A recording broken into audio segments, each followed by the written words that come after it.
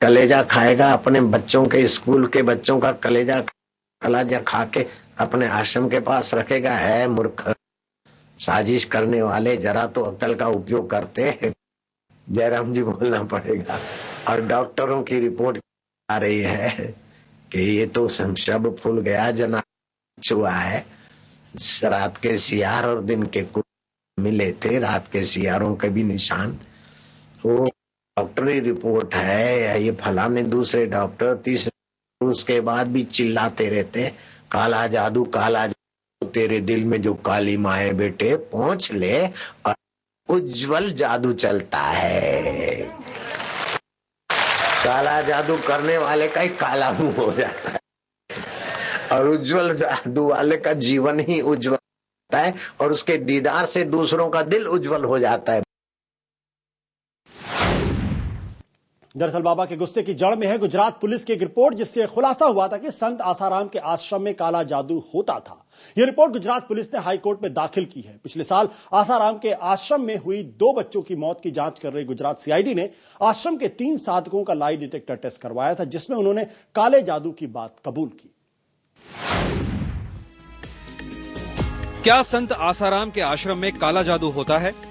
आसाराम के आश्रम वाले चाहे इस बारे में लाख सफाई दें कि ये सब बेबुनियाद है, लेकिन अगर गुजरात पुलिस की माने तो आसाराम के आश्रम में काला जादू किया जाता था। दरअसल पिछले साल 4 जुलाई को संत आसाराम के साबरमती आश्रम में रहने वाले 2 बच्चों की रहस्यमय हालत में मौत हो गई थी। उसके बाद आसाराम आश्रम के खिलाफ लोगों का गुस्सा भड़क उठा था। हालात इतने खराब हुए कि राज्य सरकार को इस मामले में जांच की घोषणा करनी पड़ी। जांच के दौरान इसी साल 22 जनवरी को आश्रम के 3 साधकों मिनकेतन, विकास खेमका और उदय संगानी का लाई डिटेक्टर टेस्ट किया गया। टेस्ट में तीनों ने कबूल किया कि ये तीनों आश्रम में होने वाले काले जादू के बारे में जानते थे। इतना ही नहीं, उन्हें आश्रम की तमाम दूसरी गतिविधियों के बारे में भी पता था। टेस्ट के दौरान तीनों इस बात को छुपाना भी चाहते थे। इसके बारे में भी कोई कार्रवाई नहीं की है, तो इसलिए जो इनकी जो डिमांड जो है कि ये जांच सीबीआई को सौंप देनी चाहिए, ताकि पूरी जो सच्चाई है वो बाहर आ सके। आश्रम के तीनों साधकों के लाई डिटेक्शन की रिपोर्ट राज्य सरकार ने गुजरात हाई कोर्ट में दाखिल की है। इस सनसनीखेज खुलासे के बाद आसाराम आश्रम में 2 बच्चों की मौत का मामला एक बार फिर तूल पकड़ने लगा है।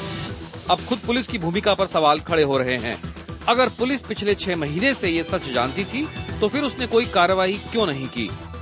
इन साधकों ने कबूल किया है आश्रम में तांत्रिक विधियां चलती है, लेकिन अभी तक किसी को अरेस्ट किया नहीं है, तो ये छावरने की कोशिश की हुई है। तो हमको इसीलिए सीबीआई की जांच चाहिए कि ये अभी तक क्यों किसी को अरेस्ट भी नहीं किया, कुछ एक्शन भी नहीं लिया हुआ। उधर इस पूरे मसले पर आश्रम का कहना है कि ये उन्हें बदनाम करने की साजिश है।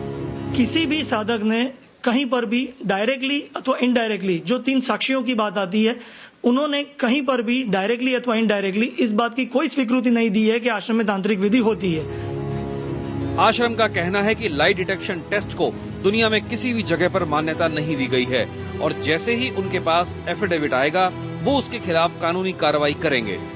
बहरहाल इस मामले में अब अगली सुनवाई 15 जुलाई को होनी है।